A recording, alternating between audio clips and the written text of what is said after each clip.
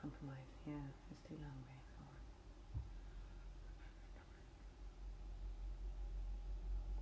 Yo, what's going on? And this will be the last half hour though. Maybe even 20 minutes. We'll see. Like, just we're wrapping up now. I appreciate the love and that. We've got to try and keep it succinct though, still as well. We'll try and get through a few more of these questions. Yes, man, like guess what I'm going. Prash, what I'm going. Man, like engineers. Yeah, bless up.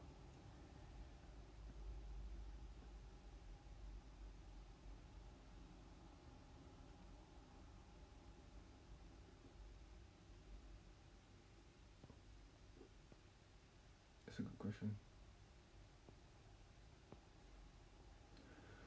Should we be worried? How worried should we be about China's role in Africa and the Caribbean? This is a question I have been asked a lot of times. We should be worried. Of course, we should be worried. Chinese people are people. That means they're capable of every virtue and vice that other human beings are capable of.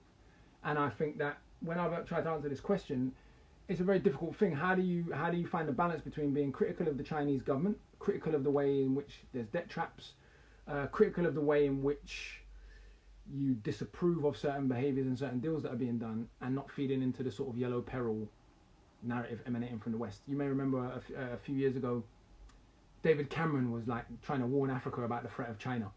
Now, there might be some merit to being those concerns, but David Cameron ain't serious. Yeah, and so unfortunately, I think that again, lack of leadership, and leaders that doesn't let China off the hook. By the way, for any deals that are done that are untoward or exploitative, but it's again, I think for British African Caribbeans, our long-term strategy should be how do we organise to use our relatively privileged position in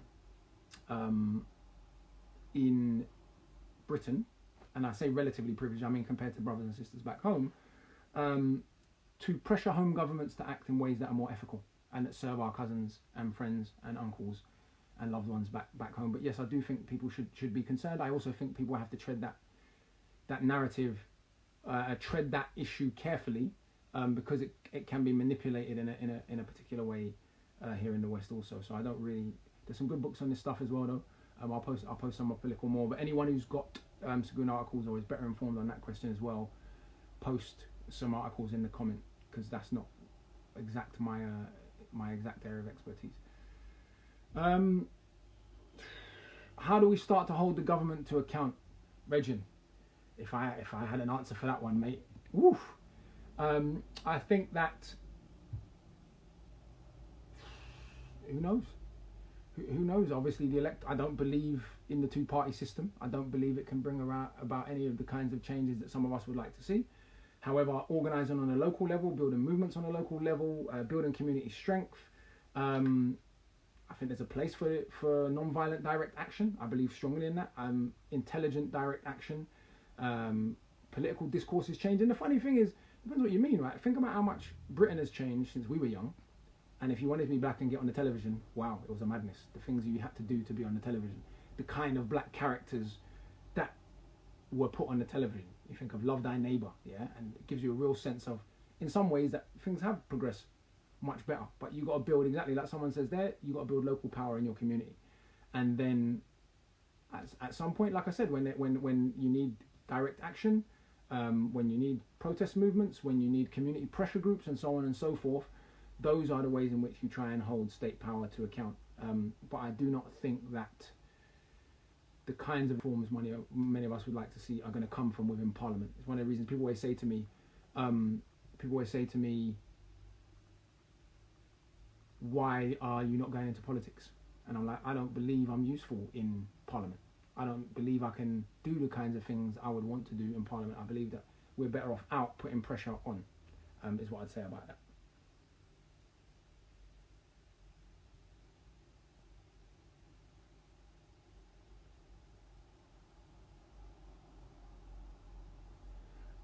Is working with the government at all helpful? Yeah, I mean, you can't avoid government. You pay taxes to them. Don't get twisted. I'm not saying local government, council, school, being on boards, etc., so on and so forth. Arts organisations, those are all branches of government, right? So I'm not saying don't engage with government. I'm just saying let's not be naive about the limits of government and what the electoral system can produce. But of course, I mean, I'm not knocking anyone. If you can go into that system like Bernie Grant did and keep your integrity, more power to you. But very few politicians manage to do so.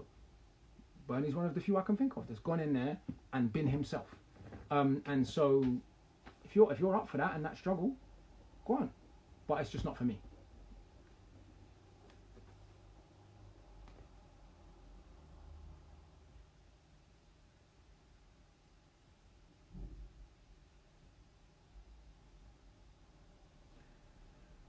What do I think about voting? I voted. I voted for Corbyn, or I voted for a Labour Party under Corbyn. For me, there is not a compelling offer on the table right now, and so it's not personally for me. I'm not knocking anyone else. By all means, vote as a tactic, but it's not my thing.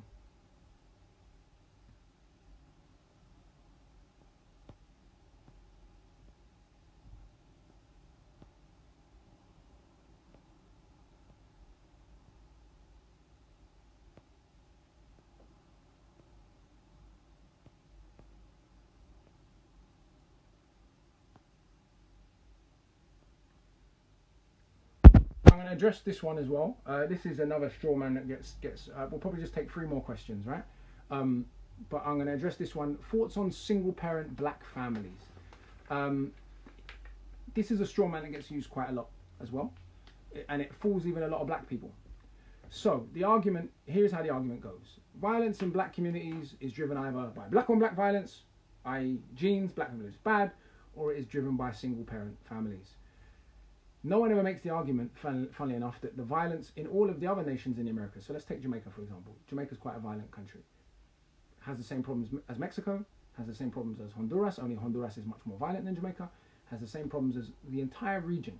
And the entire region experienced a massive upsurge in violence in the 70s and the 80s. So did the East End of Glasgow experience an upsurge in violence in the late 70s and early 80s. So did Naples. And loads of other post-industrial places experience an upsurge of violence in the 70s and 80s. What is more convincing? That all of the men of all of those different cultures, regions and countries all decided to abdicate parental responsibility at the exact same time. I don't know, did they have a meeting? Did they translate into Spanish and Portuguese? I'm not sure. And Italian. All that material history gives us a better understanding of familial dysfunction. What do I mean by that? If you look at the history of the Industrial Revolution in England or any country, you see men from the countryside being sucked into the city. They become landless, they get sucked into the city. Often, let's take my granddad, they're married before they leave the place where they are. So, man leave Jamaica, leave his wife and kid at home for 5 years, work your backside off, build up some money, send for your wife and kid. People are not monks. In the meantime, you might have another child. None of that is to say that people who are irresponsible or abusive or act messed up as parents shouldn't be critical. It's just interesting that we say single parent black families. And again, none of the people who say this have attempted to demonstrate that there is meaningfully more violence in black communities once we adjust for class. So is there more violence in Hackney than there is in Croxteth or Easterhouse? Is there more drug addiction than there in Hackney than there is in Croxteth or Easterhouse? No. And so what happens really is that, just look in your own families, right? You take a man, good job, decent education, stable income, what we call sedentary employment. Yeah, so if you're a doctor, a lawyer, or an architect, and you look at the marital behavior of that group of men, is it meaningfully different among that group of men when they're black, when they're white, when they're South Asian, and so on and so forth? So a lot of what gets dressed up, anti-blackness is often just dressed up classism. So the black underclass have a specific set of problems which they share with other underclass people for a whole host of reasons, and by which I mean people who have insecure employment, who live in areas of higher crime and higher violence, and so on and so forth. A lot of anti-blackness is dressed up classism, and black people who are poor are presented, and even then caricatured, and then presented as if they were everybody else. And obviously, marriage in and of itself, when we say single parent, do we mean cohabiting or do we mean non-married? Because marriage in itself is a property institution. You know, lots of people from poorer backgrounds just don't get married because they can't afford it, on top of all of that. So single parent black families is often just a cliche. If Jamaica, and last thing I'll say on it, in 1962, Jamaica was not a particularly violent country. The murder rate in Jamaica in 1962 was about 3 per 100,000, which is the same as Belgium's is today. The worst years of murder rate in Jamaica in the 70s and 80s and 90s were about 45 per 100,000. It seems very unlikely that men in Jamaica were responsible parents for hundreds of years up until 1962, and then all of a sudden, in the height of the Cold War, in the context of the sectarian, almost civil war in Jamaica, that men suddenly said, I don't care for my kids anymore. It seems much more likely that the semi-civil war that occurred in Jamaica, which is not entirely dissimilar to the semi-civil wars that have occurred in Colombia or Mexico or Guatemala or Honduras and produced very similar results, that material history seems far more convincing than the idea that... Now, I can see everyone saying it's a stupid question, but lots of black people say this too, let's be honest. Thomas Sowell, this is his argument. Without any real material explanation of why... I grew up with bare white youths who had dysfunctional families. If you want to talk the thing, bare the Irish youths from Queen's Crescent had stereotypical dysfunctional families in which there was alcohol abuse and so on and so forth. I could say all sorts of silly stuff about how Irish people are this and Irish people are that. No, they were poor. Rich Irish people are doing fine. And so a lot of this is sometimes just a lack of knowledge of basic material history, or just plain anti-blackness. Sometimes people just want to say stuff that's anti-black and dress it up as if it's sensible.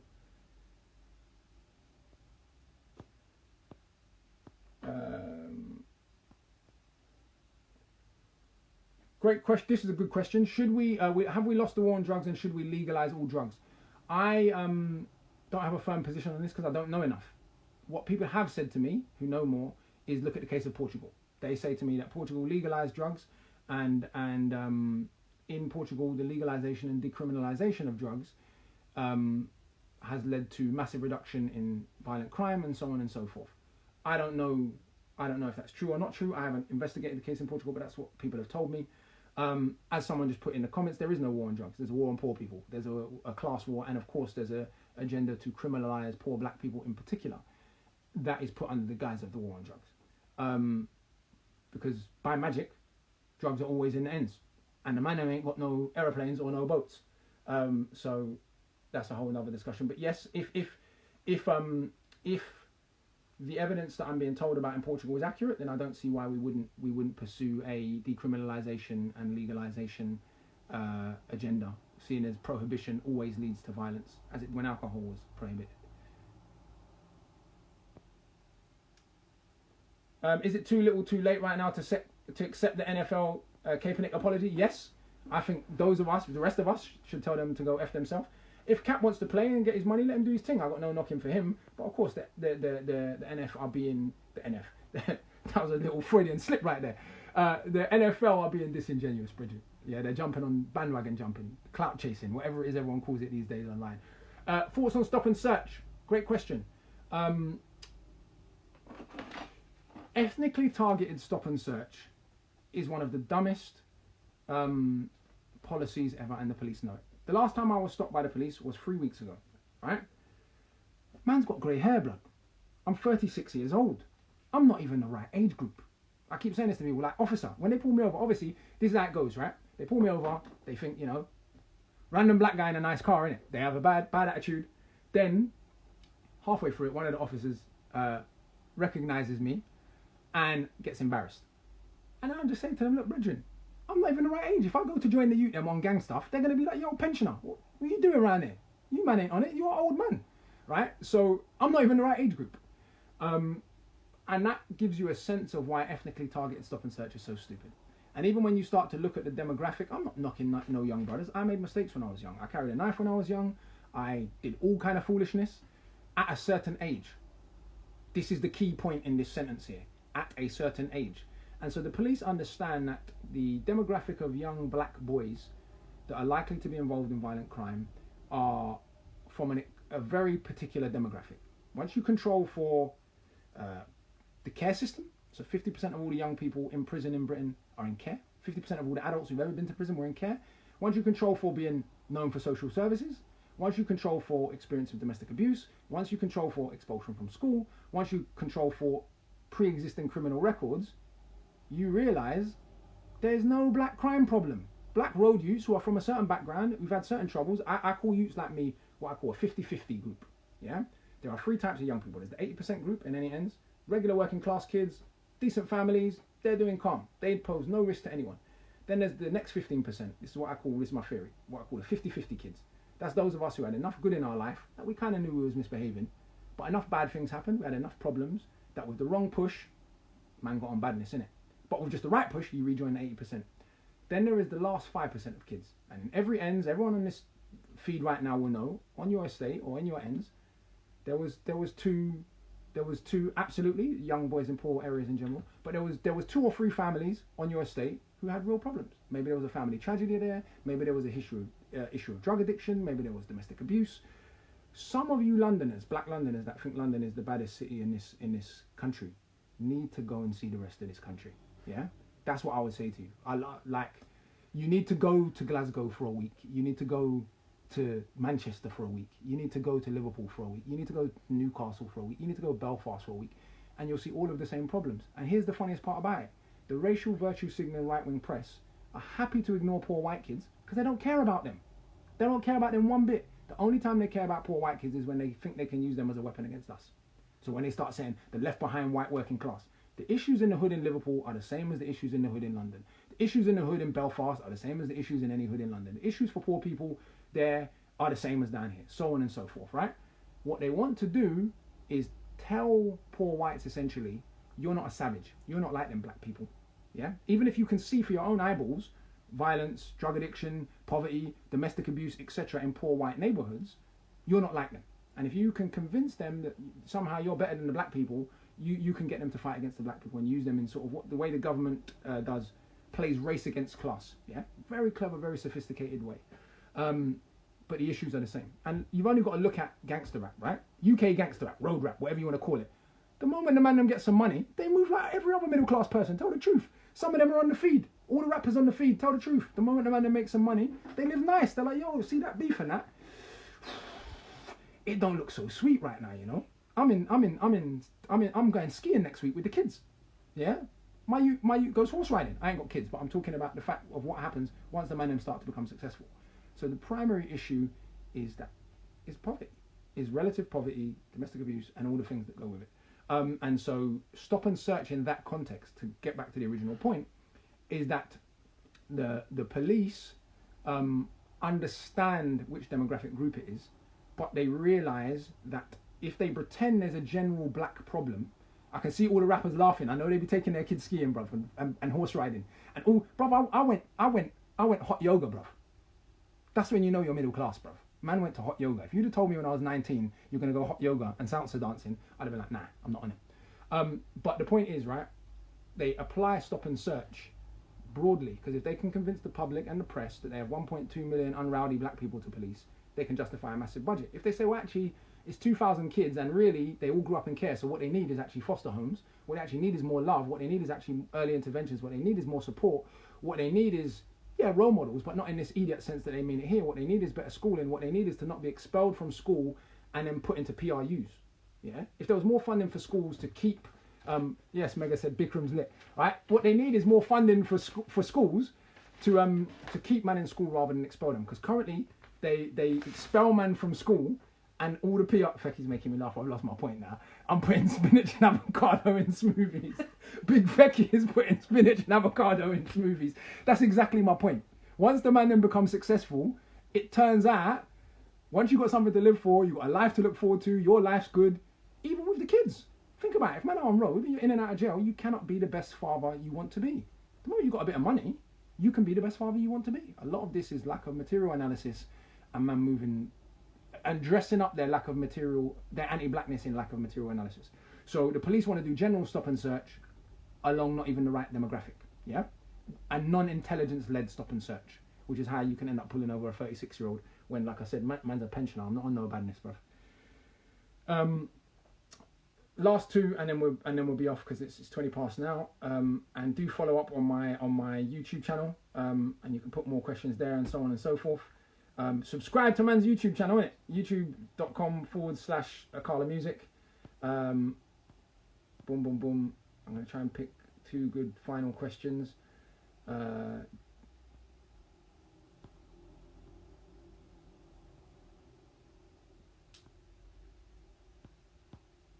just scrolling through to make sure I use that I have the last two questions are I'm looking for unusual questions.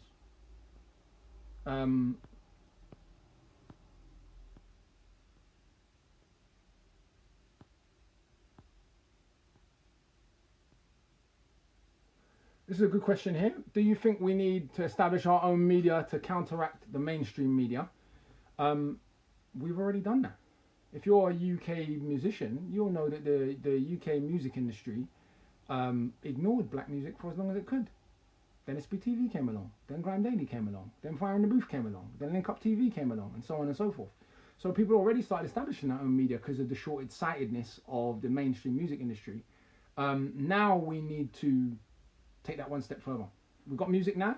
We need to start thinking about drama. We need to start thinking about broader content. We need to start thinking about other forms of content within establishing your own media, because then that's the way you get the mainstream media to reform and take what you're doing more seriously, by having your own platform. Yes, man, like Sway, what go on, sir? Yes, bless up. Terry, what go on? Terry Walker, shout on there. This will be the last question. Okay, no, I'm going to make this comment. Did I know my name in Punjabi means a black man? Yes, I did. I didn't know that when I chose it, or I knew. My understanding is, you can tell me. My understanding is it meant a black. Kala means black, but I chose the name because it meant immovable. Then I found out in Filipino it means I thought, and I found out that in Sanskrit it means eternal, and in one language among the Australian Aborigines it means a parrot. So, man's an eternal parrot, Regin.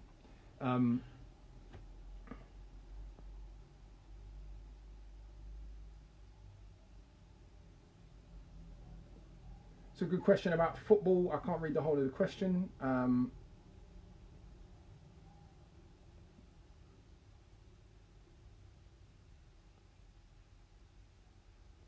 As football is such a big figure in this country for all races, I can't actually read the rest of that question. I don't know what I'm doing here and why I can't read the rest of the dots on the question. I think I'm just not very good at this. So let me pick another question. Sorry, bruv.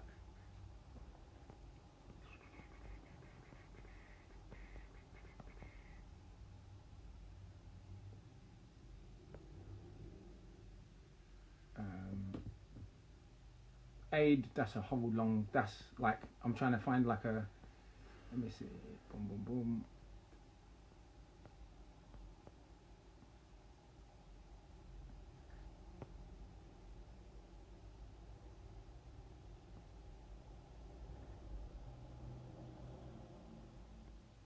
You know when you're like, it's the final question, so what's the last one?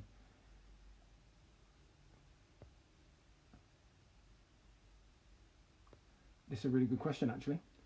Is trauma the only thing we're advertising as ethnic minorities? It's a good question to end on, a painful question to end on, and a very valid question to end on. I went to watch a play a few years ago called Misty, yeah? And there was a line in that play that really stuck with me. And big up man like Arinze, yeah? There was a line in that play where the woman in the play is accusing Arinze's character, pardon my French, of writing a nigger play, right? Writing a trauma porn play. And the character says, I want a cycling through a city montage. Yeah? Regular black family, like most black families, they want a cycling through a city montage, right? They do normal stuff. I hate to break it to, even the drillers. I say to the drillers all the time, I get onto them, only for fun though. I say to them, yo, like, I say to other people, when black rappers say, them man are not about it, what do you think they mean? They mean that 99% of black boys couldn't kill no one even if they wanted to, because they've got parents that will punish them, because they've got people that will love them, because they've got expectations on them. That it takes a certain amount of things to go wrong in your life for you to get to that place. Why does this matter here? Because unfortunately, just regular life among black and Asian people, and even to an extent working class white folks, they get much more Jeremy Kyle show than young white youths doing stuff productive, right? So the issues of race and class are often intersecting, but there's a specific issue for black people. Let's not downplay that. There's a specific addiction people have to negative images of black people. And I think that finding the balance between addressing issues that exist and problems that exist, and having a cycling through a city montage Yeah, having just normal black life represented, having normal life represented among ethnic minority groups is a really tough thing to find the balance of. And I do think I try to carefully find the balance of, I don't want to, you don't want to always be on trauma. I don't, like, for example, I went Ghana for New Year's. I had a great time. Do you think black people are sitting around crying like, oh, it's so bad to be black, it's terrible, oh my God, it's awful, it's horrible? No, bro, Ghana was lit at New Year's. It was wonderful. The whole African diaspora was there. I got criticisms of the government and all that sort of stuff. That's a whole nother conversation. But when you come to the cookout, we're not sitting around depressed like this is so horrible being black. Nah, man, are having a great time. Grand's over there, boom, boom, boom, so on and so forth. So I do think the trauma porn industry is mostly controlled by white liberals as well. And that's what people think sells, and that's what people think audiences want to see. And so I do think we have to be very careful and very conscious of sharing black joy, blood. That stuff's infectious. It's not all like depression and nonsense. Go to Trinidad Carnival whenever you like. Like, go to Sumfest or Rebel Salute in Jamaica. It's magnificent. It's like Glastonbury without the drugs. It's incredible. And so I think that side of what I'm going to call irrational black joy, yeah, that side of it, people need to see more of that stuff. It's beautiful. It's wonderful. We're having a great time. There's just a few people who ruin the party sometimes, and that is what it is. Like there is in any group of people. And so I do think that side of the thing needs to be seen more. That's really, really important. Ladies and gentlemen, check this out. I'll post this up on my YouTube channel and on my Instagram stories and IGTV and all that sort of stuff. It's been a pleasure chatting to you lot. Bless up, stay safe. I hope you're all well. Organize, do your thing, create. Big love to you all, yeah? Bless up, safe.